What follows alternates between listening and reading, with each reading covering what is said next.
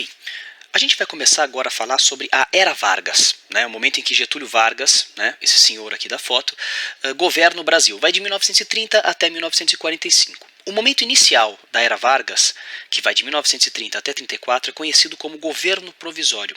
E uma das principais características desse momento é a questão do trabalhismo que nós vamos tratar agora. Vamos dividir, né, esse assunto em algumas medidas. A primeira delas, tratar a questão das medidas políticas destacadas nesse momento aqui, né?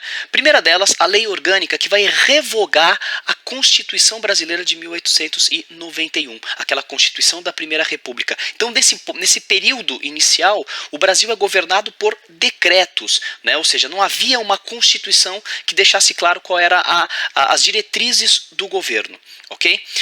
Getúlio Vargas vai indicar interventores para governar os estados do Brasil. Ou seja, os governadores tradicionais eleitos nos moldes da Constituição de 1891 durante a República Oligárquica e que não apoiaram o movimento de 30 perdem o poder e interventores indicados pelo Vargas assumem o seu lugar. Ok? Nós vamos ter aqui uma rígida censura à imprensa durante esse período, né? Então fica claro para a gente o quê? Que trata-se de uma ditadura, né? Então esse governo provisório é um governo onde todo o poder está concentrado nas mãos do Getúlio Vargas de maneira ditatorial, ok? Eu destaquei aqui alguns artigos, né, iniciais aí, né, do decreto de governo de 11 de novembro, né, do governo provisório, né, que justamente explica isso. Depois, com mais calma, deem uma olhada aqui, mas isso aqui deixa claro, né, a origem do governo provisório, o poder dele, né, ou seja, a centralização em torno da imagem do Getúlio Vargas.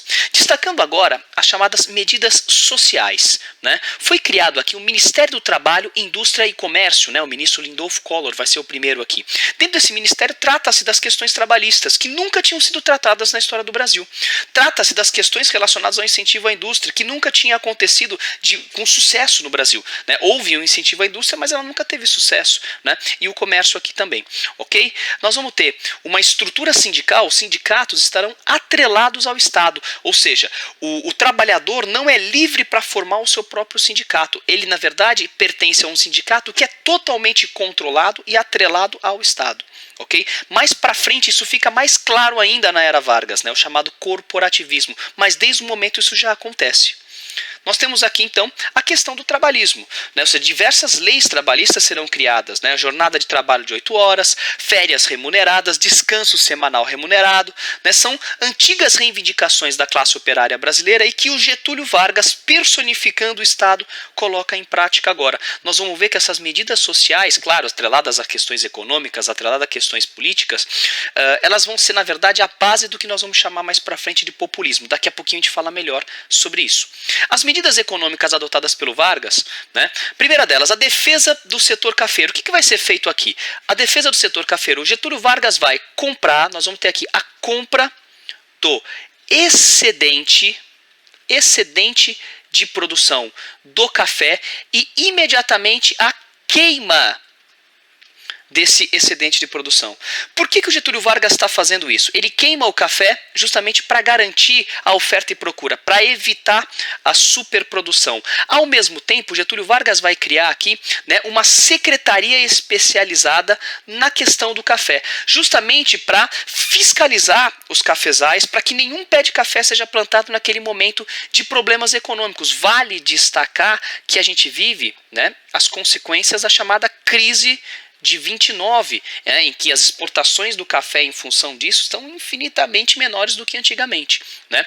E ao defender o setor cafeiro, né, a grande verdade é que o Getúlio Vargas está defendendo a economia do Brasil como um todo, porque a gente sabe que a economia dependia do setor cafeiro, a partir do chamado efeito multiplicador, que é a relação que existe direta ou indiretamente de um setor econômico com outro setor. Ao defender o café e salvar o café, o Getúlio Vargas está salvando a economia do Brasil e dessa forma salvando os empregos, salvando os mercados consumidores.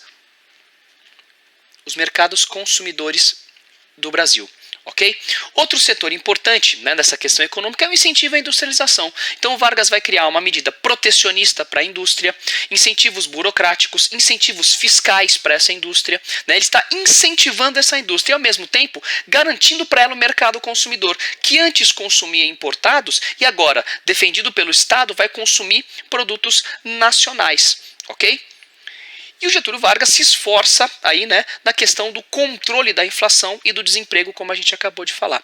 Tudo isso, meus queridos, vai acabar desembocando no chamado populismo. E do que se trata? Populismo é um fenômeno político típico aqui da América Latina, no Brasil inaugurado aí pelo Getúlio Vargas, né, pautado na ideia de que o Estado tem que garantir o bem-estar social, ou seja, o Estado é um tutor, né, do bem-estar de cada cidadão, de cada indivíduo, ou seja, garantir o mínimo necessário para esse indivíduo, né, como de maneira extremamente paternalista, corporativista, né? Em que sentido que nós estamos colocando aqui? De forma paternal, o Estado se apresenta, né, como a instituição que vai conduzir este povo, conduzir a população, né, para que ela não passe mais o desespero que passava antes. O Estado é um tutor dessa população. Do que se trata o corporativismo? É justamente a ideia de que cada indivíduo tem que se sentir parte desse Estado, né? Ele tem que se sentir parte do todo, e não de maneira individual, não de maneira de classe. Não existe, para um Estado populista, para o corporativismo, não existe a classe social.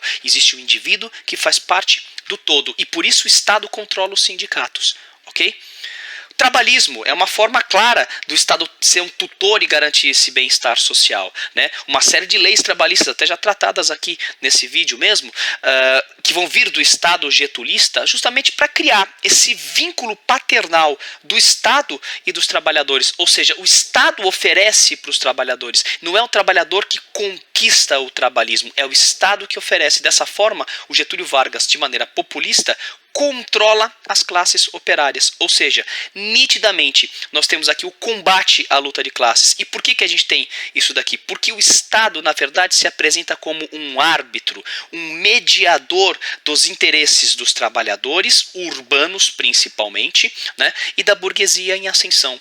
Ou seja, não há essa luta, o Estado vai mediar os conflitos do operário e da classe burguesa. Ok? Ou seja, tudo isso nos remete à lógica do nacionalismo. Não se deve considerar a classe, deve-se considerar a nação. E assim o Getúlio Vargas se apresenta dentro desse cenário como o pai dos pobres. O pai dos pobres. Aquele, né, que vai sanar os problemas sociais do Brasil. Pelo menos ele vai se apresentar desta maneira. Né? A grande verdade é que tem muito mais coisa, tanto na questão política, na questão social e na questão econômica, por trás disso.